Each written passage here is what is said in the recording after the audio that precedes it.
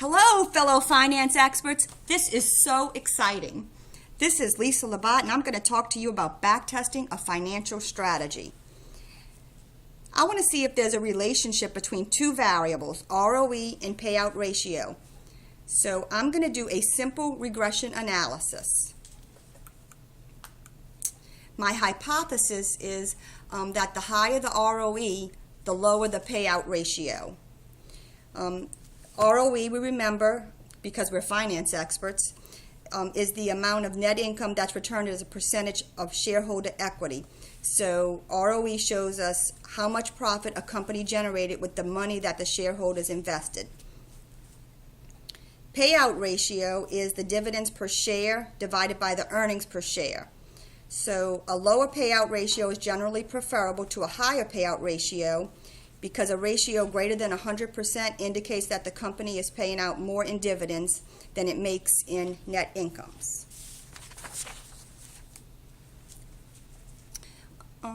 In order to backtest my strategy, the first thing I did was I pulled data for the two variables that I selected, ROE and payout ratio.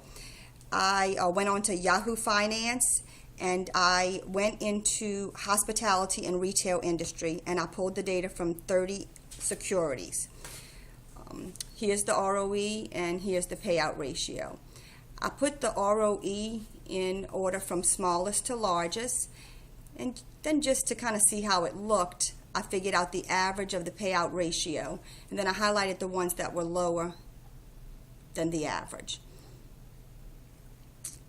It looks like my hypothesis is doesn't look too good, but let's go ahead and run the analysis. So I'm going to go to data and data analysis, and I'm going to do a regression. My independent variable is the X variable, and that's going to be the ROE. I'm going to select them all, and then I'm going to grab my dependent variable, which is payout ratio. I'm going to click on labels, and then I'm just going to clean this up a little bit so we can read it.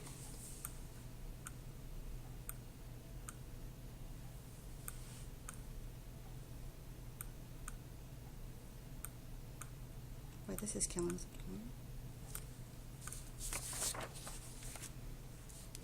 Okay, so the first thing you see is the regression statistics.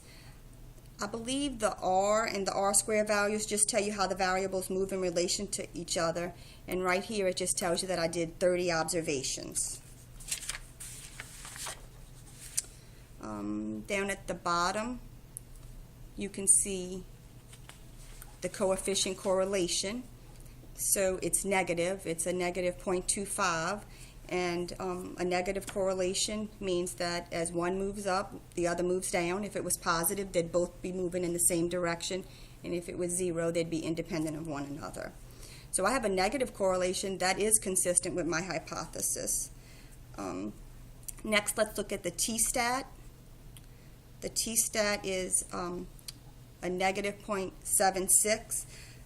The rule of thumb for T-stat significance is that it has to be greater than 1.65, so that indicates that it is not significant. And if I look at the p-value next, it's 0.45, and we're going to say that values less than 0.05 are statistically significant, so once again, not statistically significant. So this analysis shows that there is not a correlation between ROE and payout ratio, and when you run a statistical analysis and you don't find significance, it can be due to two reasons. The first is there is no relationship. The second is that it wasn't properly tested. Before I would totally throw out this hypothesis, I would have to get more data.